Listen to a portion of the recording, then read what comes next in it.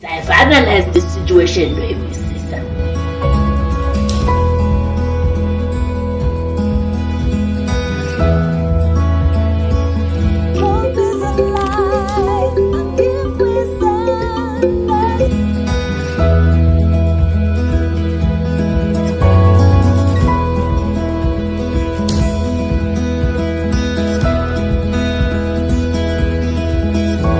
Hold on, girl.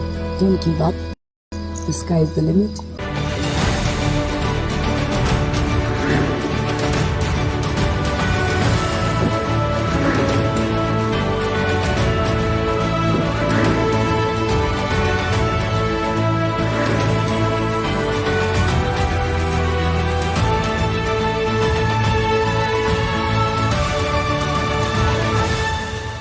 Hello and welcome to our first episode of The Shift this 2022, and I hope this year is really fruitful for you. Today in studio I'm joined by a phenomenal woman. She's a writer, an author, a comedian, a motivational speaker. She's really a jack of all trades. Right here on The Shift we celebrate women's achievement. We celebrate women who are making strides in Zimbabwe, Africa and the world at large. It is important for young women, for women, to take time to celebrate each other. Like we always say, we don't pull each other down, but rather we pull each other up. Welcome to the program. Thank you for having me. It's really a pleasure to see you and to discuss with you today. The pleasure is also mine. All right, so as we start, just briefly tell us, who is Chipo? We see you on social media doing a lot of things. Yeah. Just share with us briefly. Surprisingly, I'm also a fan of my own. I also see myself on social media, and it's crazy. That's all I can say. So I was born Chipo Dekeza. I'm 28 years old. I was raised in Kwekwe, but I'm now in Harare. That's where I'm now staying, and. Yeah, I'm a single mom, I'm 28, and yeah, I do quite a lot of things. Maybe if you can just break it down, when you say you do a lot of things, what do you do? Okay, so on social media, my platform Chamisa is all to do with inspiration, motivation. It's to do with awareness as well. I advocate because I'm a big sister and I had a child at a young age. So I've always been to my little sisters saying, I made this mistake, I don't want you to make the same mistake. So I share with them how I made the mistake. So when I now created the platform, I said, let me not just do it to my sisters, let me also do it to the young women in general. So yeah, so that is what the platform is all about. So you find there's a character, Tete gives advice in a comic way. People laugh, but they learn. So it's all edutainment. Then there's Chamisa, the younger version of Tete, who gives also advice to young women. I also advocate for family as a social worker. I really love to see, our families are broken. There is a lot of dysfunction in our families. So I also advocate for family unity, for especially for the children's sake. I just want the parents, whether divorced or together, to just make sure that they run their lives in a way which does not affect children. So that is what the platform is all about. You mentioned that you had a child at a very tender age. Yes. And you mentioned it was a mistake. Can you just briefly tell us your journey from that time to where you are today? All right. So having a child young, I was not really too young. I was 21, and for me, what made it exciting was family support. My mom was very supportive. My family was very supportive, and with most families, the first time you have a child, they're like, it's a mistake, we understand, and you make it up to them by trying to go back to the drawing board and say, I've got dreams, I've got aspirations, let me take them up now and make something for myself. So for me, the mistake was the lack of information. That is why you see I research a lot. And a lot of people approach me and say, the advice that you give is, I research a lot, besides personal experience, I research a lot because I realized that in my mistake, I learned information. I didn't have an aunt or a sister who could come to me and say there's a morning after pill. I didn't even know about that, and I had a child. So I didn't know how to protect myself. So that is what is also shaping the platform, my own personal experience. There are a lot of young women who make wrong decisions, and sometimes they commit suicide.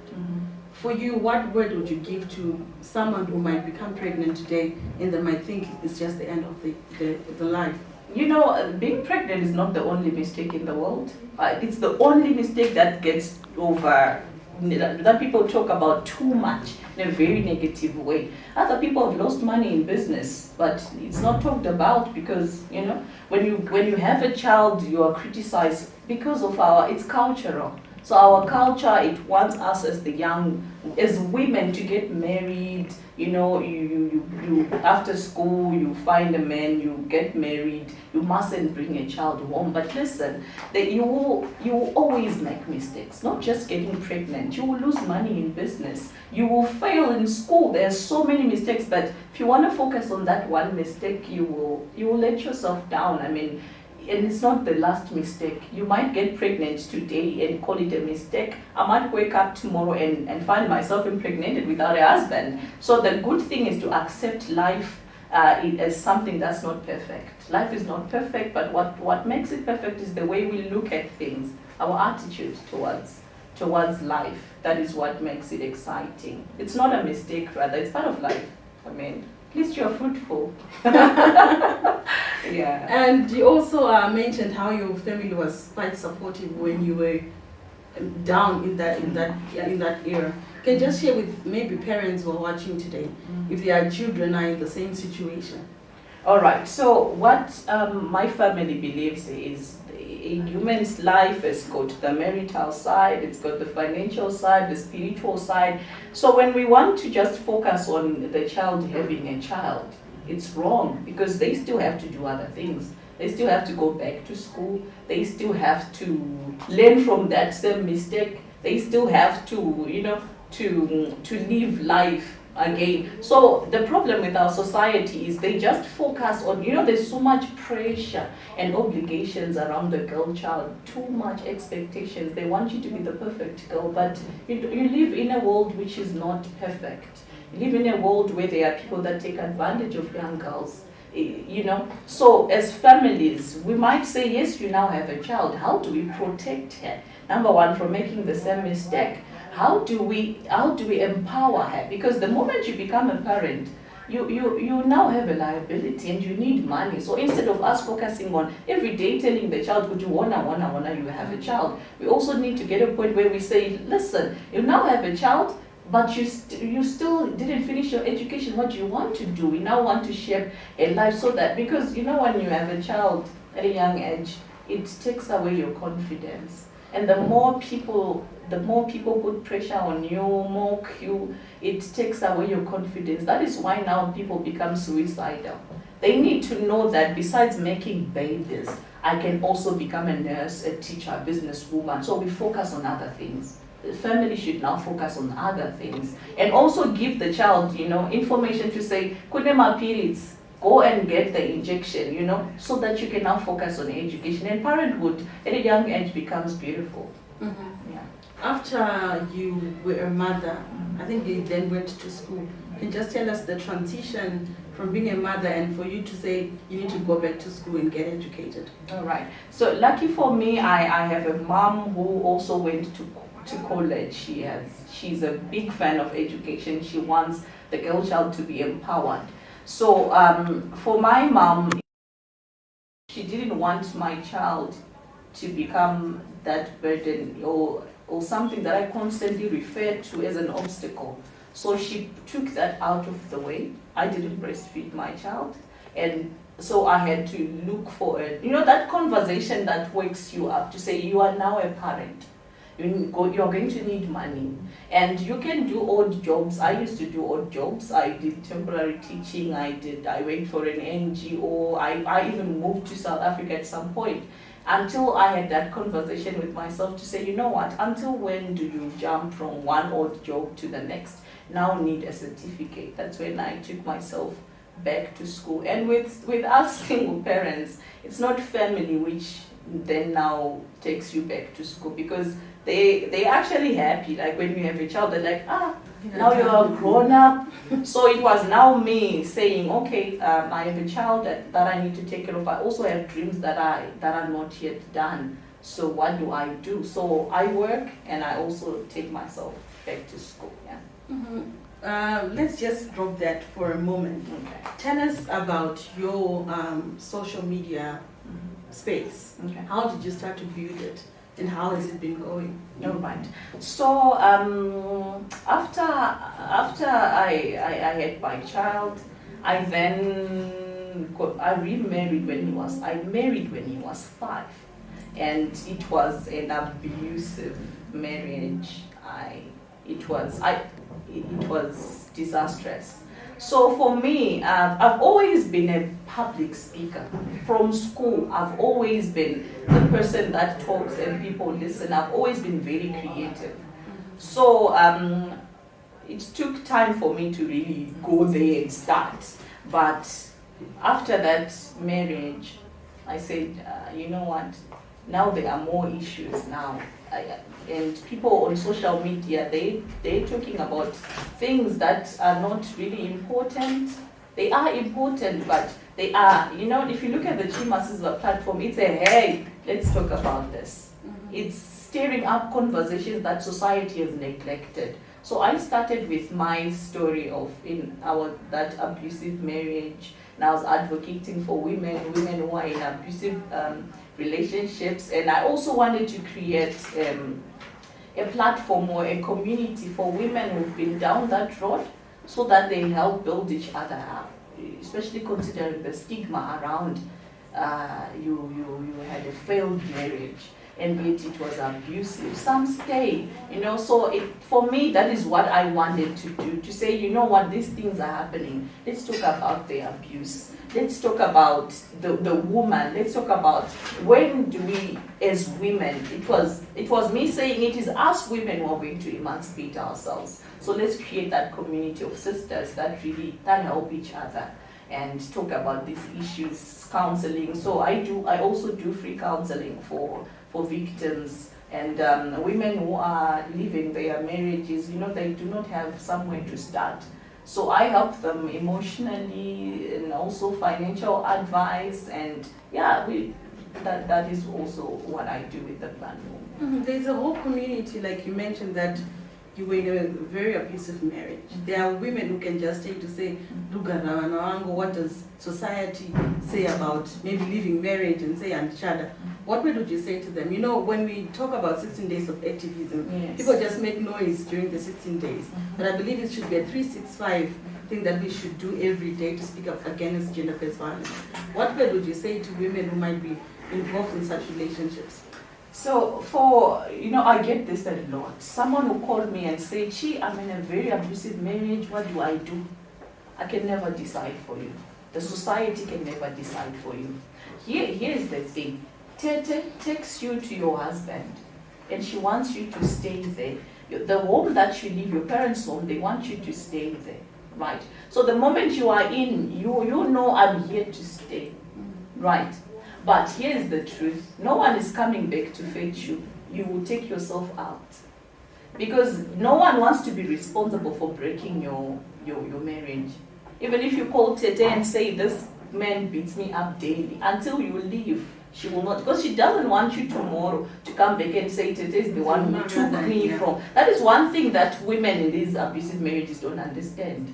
They will understand once the day you pack and go back home, they will hug you and say, you did well, we want to see you alive, but they can never take you from your husbands. It's not that they don't love you, no. They don't want the liability or the responsibility of you are the one who broke this marriage, So they will meet you home.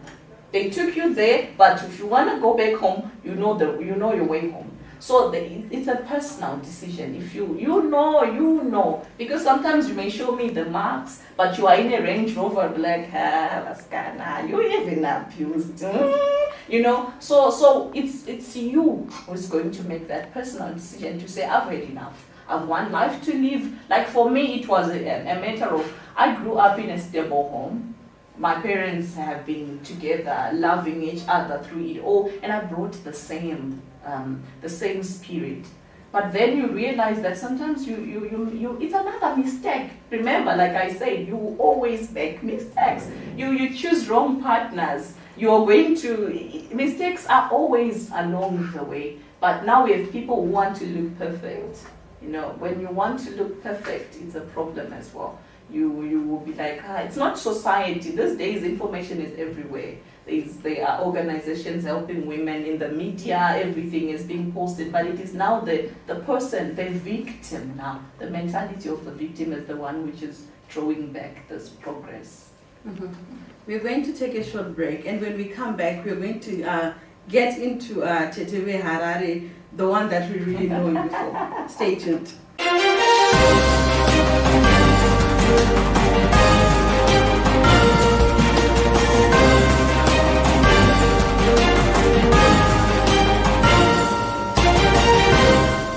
Welcome back to the second episode of The Shift, as we're having a conversation with Chipo. And when we left for the break, we told you that we're coming back to another character, Teteve Harare. Can you just share with us your journey into comedy? Okay. What inspired you? Are you just a natural like that? Wow. The character Tete is a combination of me growing up, the women who were in my lives. Those are bits and pieces of my aunties. They I always tell people that you hype a lot vana chiera. You've never met the Masizibas. They are crazy. They are crazy. So it's a combination of also my mother, because my mother is also a chiera. So you see now the combination. The women in my life, and I've always been imitating people. Because if you listen even to Tete's voice, it's different from my voice, because it's a character that I took together. Women I grew up seeing, my aunties, my mom and their sisters, and they are combined. So Vatete is, I took the character of the typical auntie who's feared and respected in the family. The one who's got money, the one who's educated, the perfect one, the one who's married, the one who has it all. So the one who calls the shots in the family. And people relate, because we all have such an aunt, She might, in most families, she might not be married, but she has money. So she has so much influence. If she says no, if she walks out of a family meeting, it's done. We have to wait for her until she comes. That powerful woman. I love powerful women naturally. I believe women are amazing. They can run they do run the world. So yeah, that character was just derived from creativity as well. Mm-hmm. Yes. I remember one of your skits when you mentioned Manemari and the ring. Oh yeah, yes. Maybe just for you to share with us, what was your first skit like, and how was the process? Okay, so for me, remember I had a platform already, and when you've got a platform, for it to remain relevant, you need to keep on consistency, you need content. So for me, I don't struggle with creating content. I do not. Sometimes I can be with someone in a room and I'll just say to them, I need you out of here. Like something is already playing in my mind, and then I will do. And when they watch the skit, they'll be like, so Wakato Sara, when you did that skit, So Vatete, remember, like I said, Chamisa is the single mother, and when she talks from a social work based background of social work, right? And people look at her and say she's young, so I had to introduce another character that people resonate with. Tete is a big part of family. So people they actually respect her and they love her so much because Tete is point blank. And Tete stirs up conversations that people do not really talk about. And she says it as it is. For example, when Chamisa can come and say, you know what, ladies, let's take ourselves back to school, let's start business, let's empower ourselves. But Tete will show you what will happen to you if you don't empower yourself. That's why the new Murora who came and she was saying, no, so I was only in grade 7. Tete is showing you practically what will happen to you. The way people will look down upon you, even if you are going to go and marry into a rich family, they will look at you and say, so you're not educated, so you don't have anything to say. So Tete is the practical side of the theory side of HStvZim. I'm going to give Tete an opportunity. Just take it away. Oh my God, Tete needs a regalia. No, you can just do it like that. Oh my God, where do I start? Okay, so there's an upcoming skit that Tete wants to do. Tete is always fighting with this my progi. Because my progi anakudzidza vari mumba zvavo, but my progi vakarorwa nemunhu murombo saka. Oh my God. I do not know how to act in front of people. All right. Andimunovona mevatsikana kana nditaura nemba yanjiti ndaya kuchikoro ndozvetetireva kuti mangwana ndikaudedzwa sezvizvimadignified places anonga yatiri nasi noona musikana wendigere nayo izvozvi zviri kutondiudza kuti wakaenda kuchikoro wakafunda havambokundi murumi nenge inei usina chikoro chiudzi vanochidi zvokwadi vangangotora chitovatova chiganda masvaya chaka zvacho pasi kuchono choko chida chaira kukasva mangai zvokwadi anoona kuti zvozvo vakazvifundira ende vanhu chaivo chaumboshaya chero unokuda vatete ndoshaya munhu unokuda uchadada hemberi tisina kudzidza ndiani norizinei nomunhu usina kuenda kuchikoro izvozvi hazichambotauri nemi vanhu vasinaenda kuchikoro ndadochinja ukasaenda kuchikoro vatete havachatombutauriwonewo Can you give us another one? Oh my God. All right. Chirega ndichikwazisa vakoma vangu vari ndove divi rekarwene kurumwe ndichiti vakoma maiprogi gore rino kuri promising zvokwadi vana vari kurogwa asi musavokuveya muconstituency yangu nokuti ndoda kunge ndichipinda navana mumasabhabzungu tichiperekedza vana ikokoko asi musangotindira mberi vakoma maiprogi munoona izvozvi ndini vatiti vanodedzwa ndichimiririra family kumashow anoita sewai zvozvi muna makamera vakoma dai mamuripo mazviona ndichakutumirai mafoto muone kuti aiwa ndabeva mberi zvandogara ndichava kuti I've always raised my father's family flag high mazviona nasei. Chifu, can you just share with us? I want to hear about the reception. Okay. When you started your first skit, Yes. what did people say? What did your family say? For my family, they are not surprised. I'm one person who has always, I think my mom has always told me that you can do anything. Watched you growing up, you can do anything that you put your mind to. And I'm the one in the family who's too ambitious. I'm out there. The other ones, they are educated, they are in their own shells, but we are going there. So my family is not surprised. They've always waited. Even if people grew up with me, they were like, we were waiting for you to really go out there, and because you've always entertained us. You've always been, I've always had this split personality of being someone who's very funny. I love laughing and making people laugh, and being that person who speaks reason. So it's been natural as well because it's become, so making my first skit, I just put it out there and people were like, we want more. Remember my very first skit was whereby that one, it went viral. And I went back on TikTok, I saw 40 women had done videos with that. And I was like, okay. And besides, I'm a perfectionist as well. if I cannot watch my skit and laugh, remember the character Tete is in my head. So it comes and goes. So when it comes, I do a skit. If I cannot look at it and laugh, I don't post it. That's why my skits, they go viral. Everything I do, if I'm talking about business motivation and it doesn't motivate me, I'm not posting it. I don't. So that's why I do not struggle. I don't post for the sake of posting. And also for me, I cannot just post because my platform is in black and white. People know what to get there.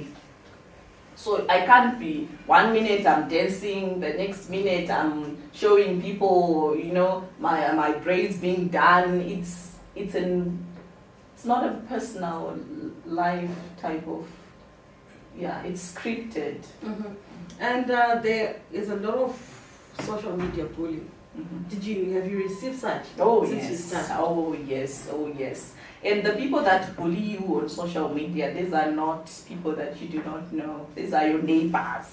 The people that saw you bedwetting. Yeah, those ones. They want the world, because remember on social media, you're bringing out a powerful character, and the people are cheering you on and clapping hands for you. And this one, they know you personally. They know your weaknesses. They know your broke boyfriend. And so they're like, she's not all that. She's not all that. So yes, you will be bullied. Besides being bullied, I don't take it as bullying. I take it as opinion.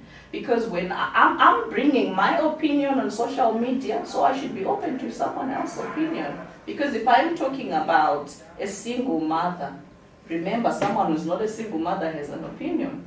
So for me, it's opinions. I don't really take it as bullying. Mm-hmm. And it hasn't affected you to say, someone, a commenter from the Govt account, to say, and I'm going to bed. I'm not a noise person. I don't even know how to fight. Even when there's drama, I withdraw. I don't like negative energy. I don't want to be part of it. It can happen, I won't stop it, but I won't be part of it because that's not me. I want people to laugh. I want people to learn. I want people to, because I've been through a lot and I know people are going through a lot out there and people give you feedback. So for me, the most important ones are the ones who say, you know what, I was drowning in depression and then I saw your skit. Oh, for those ones, I will not stop. Mm-hmm. So yeah. And how do you see the future of comedy and women in Zimbabwe? In Zimbabwe, yeah. So it takes time to grow. It does. It takes time to grow. You need patience. You need to be consistent as well, because it does not pay instantly. Sometimes, remember, the arts industry in our family is like, there's a chirombe from music, it's the same with comedy, but it does pay. There is so much money in social media, especially if people can recognize you and say you're doing a great job. If you are unique and you keep on keeping on, there is money. In fact, we are growing. We are going to grow. Mm-hmm. You are a new publisher, yes, of a book, Chains of Discomfort. Yes. Can you just share with us what inspired you to write this whole page book?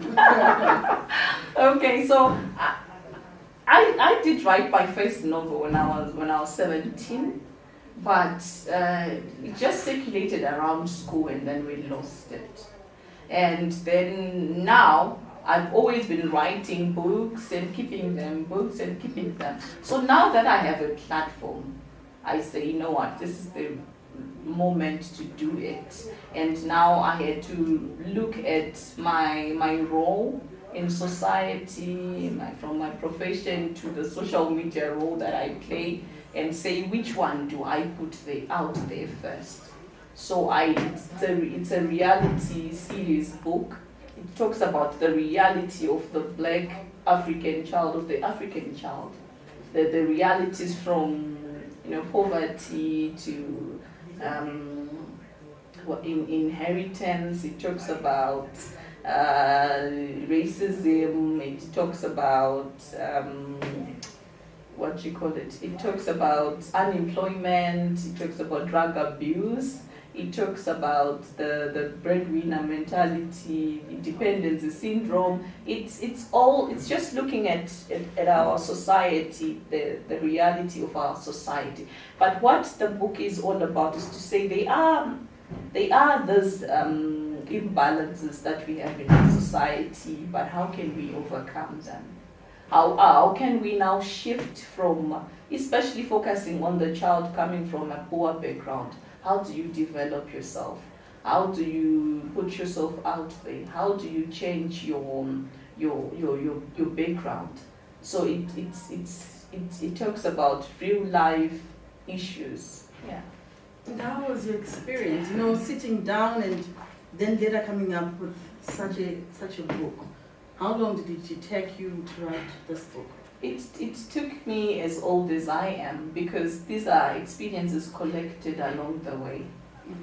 Yeah, it's from the traveling, from meeting up with people, from own lived experiences as well. Yes, and also just looking at our country and saying we have the issues of drug abuse. How can family? It's more to do with the individual development, because even for countries to develop, they're developed by their own people. So if as individuals we cannot develop ourselves, we can also not develop our societies. Yes. And where can people access this book? Okay, so so far I am personally selling the book. So people can go on my page and inbox me on HStvZim and inbox me, and I will send it to you wherever it is. I will be putting it on Amazon once I reach the target for hard copies. Then I'll put it online. Some people have spoken about the importance of mentorship. As you grew up, did you have a mentor, or do you have someone that you look up to? To say, if I look up to this person, I'll be a better person in life. Yeah, we all do, and for me, it's my family. I grew up my parents grew up in a Christian home, where you are raised by professionals, so you always have those people in church as well, even society. For me, I've always been the observant one, the one who observes everywhere, not just home. I will look outside society as well. But then in the arts industry, I also have people that I look up to, and these are people who talk. I'm surprised that talking can make people millionaires, can take people, places, and yeah, they are people like, for me, I have so many people that inspire me, especially those who are breaking boundaries, especially from poor backgrounds, who are actually making something for themselves, the likes of Madam Boss.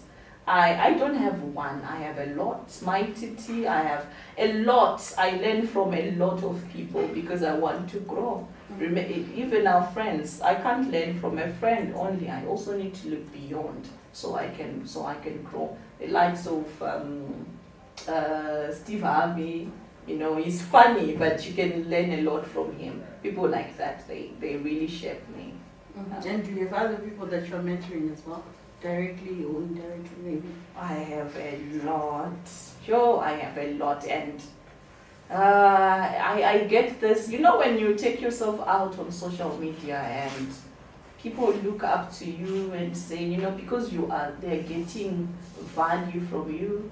They then come and say, what, can you mentor me? Can you? But I do not have that one-on-one mentorship. I just, if you go on my page, there's a lot that you can, and also as a brand, when you start growing, you become busy as well. You start having all this, can you come here? Can we do this? Can we, and you also have a life, because it's not yet paying. If it's not yet paying, you have other things to do as well. So yes, I do have people that I give advice as well. Maybe what would you say to a younger Chipo? What would you prefer, or what would you wish to say, if I had known this, I would have become a better Chipo today?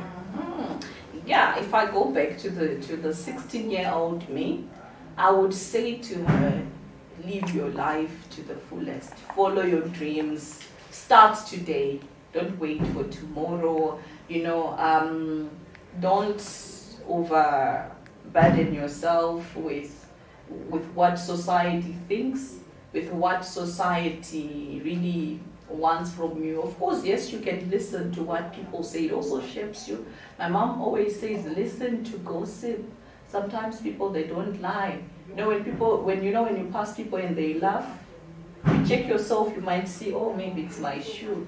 It's just a bad way. They use the bad way of expressing something wrong about you, but it is wrong. So my mom has always been saying, listen to gossip. Sometimes people, if you look at it positively, and say, okay, so I need to work on this. You go in silent and really work on it.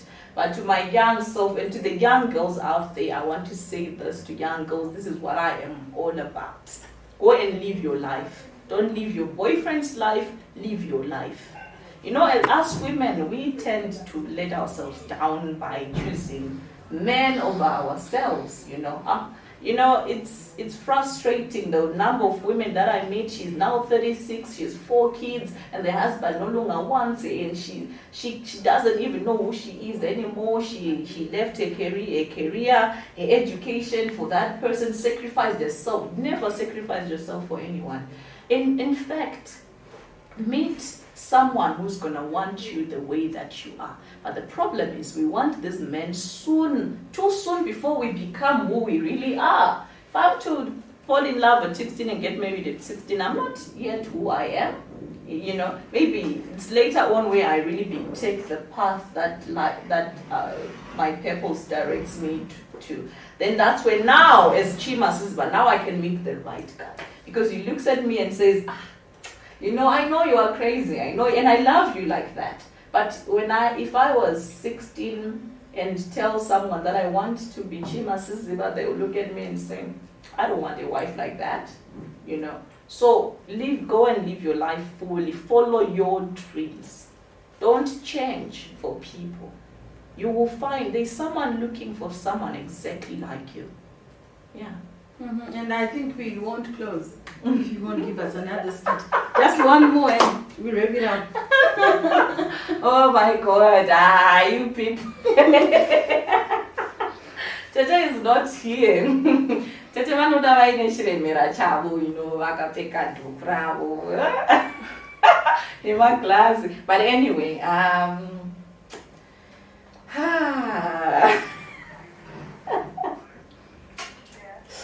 right. Munovona nyaya yanoda kunditaurire zvayo pano. Inyaya yokuti kwai marriage is not an achievement. Marriage is an achievement. Munoziva here magwadziro azvinoita kumirira chaiko kuti 3 years uchingomira usina chaunorota kuti acharoora here ubva aroora. Ende mbuya vako takabviswa kuhurukwa kwakasara maiproki nemarriage. Unaona? Yobva yakuisa maharare mune ceiling. Izvo zvaumboziva kuti kuri kupisa here kana kuti kuri kunaya. Uye kwai hauna kuachiva. Veduwe musada wokutarisira magoals avamwe basi. Ende mbuya kana uchizoda unyatsoachiva mumarriage chibva wabva wadzidza sezvandakaita izvi. Woti uku une ring, uku une certificate, uku unoti une license. Unonge wadova munhu on top of everyone else. I want to thank you so much, Chido, for coming to the program. Thank you. And I believe that a lot of young women, a lot of women have really been inspired by its story. And the main purpose for this show is to embrace each other, celebrate women, and to say, sister, you know what, you can do it. Thank you. And it's an opportunity for us to celebrate you. And it was quite an opportunity for us to actually get women to also hear your story. Besides the Tete from Harare, they got to know who you really are. I'd like to thank all our viewers who tuned in today, and I believe that you have gained 1 or 2 from her story. Till next time, thank you for watching Heart and Soul TV, the heart of the nation. From me and the crew behind the scenes, it's a good afternoon.